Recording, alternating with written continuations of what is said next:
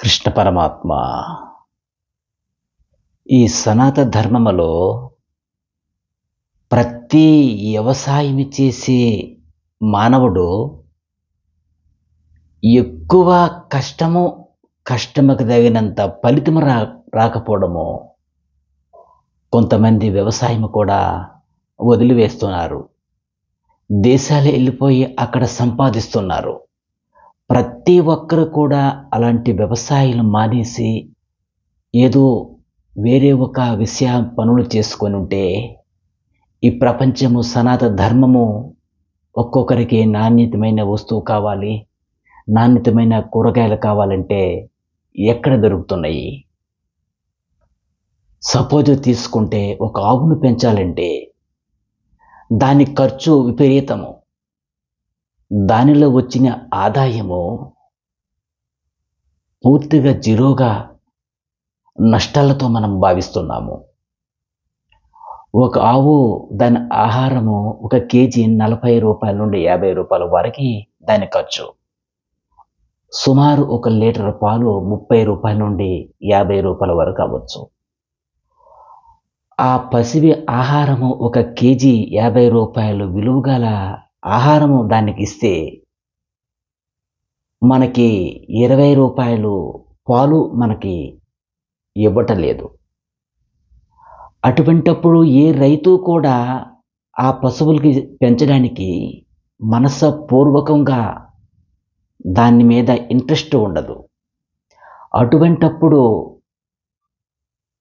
రైతు ఎలాగా సుఖపడతాడు? ఆ పరమాత్ముడు భగవంతుడు కూడా మనకి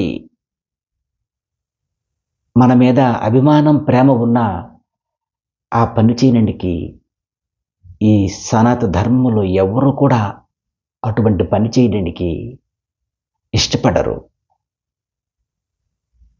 మన జీవితమంతా పశువుల మీద ఆధారపడి దాని మీద సేవ చేసి మన శరీరము రంగుపోయి మన ఇంటి దగ్గర మన భార్య, మన పిల్లలు, మన కుటుంబము ఆ ఆవును సేవ చేసుకొని ఉంటే కనీసము ఒక నెలకి 10,000 రూపాయలు సంపాదించలేకపోతున్నాము.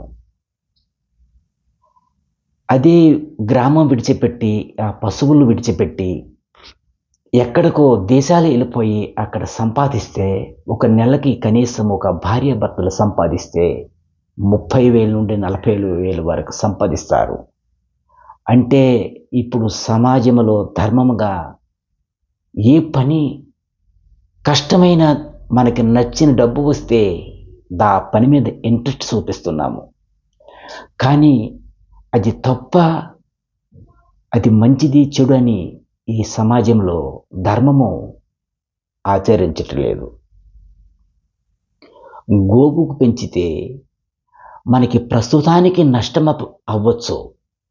భవిష్యత్తులో గోమాత అంటే లక్ష్మీ స్వరూపము. 3,30,000 దేవతలు ఆ ఆవు శరీరం మీద ఒక్కొక్క రోమం మీద ఒక్కొక్క దేవత సంకీర్తన చేస్తుంటాయి. ఒక్కొక్క కాలుకి ఒక్కొక్క శరీరంలో నవయములకి ఒక్కొక్క దేవత ఉంటాయి. అటువంటి గోమాతకి మనము సేవ చేస్తే భవిష్యత్తులో ఇప్పుడు మనకు నష్టం అవ్వచ్చు. మళ్ళీ మరొక జన్మములో మన కుటుంబముకు అది పరమాత్ముడు 1 రూపాయికి 100 రూపాయలుగా మనకి భగవంతుడు సంకల్పం ఇస్తాడు, ఆదాయం ఇస్తాడు, గౌరవం ఇస్తాడు, శక్తినిస్తాడు. ఇప్పుడు ప్రస్తుతానికి నీకు గోవుకు పెంచితే మిగలట్లేదంటే నువ్వు భవిష్యత్తులో నీకు మంచి మార్గము ఆ పరమాత్ముడు చూపిస్తాడు.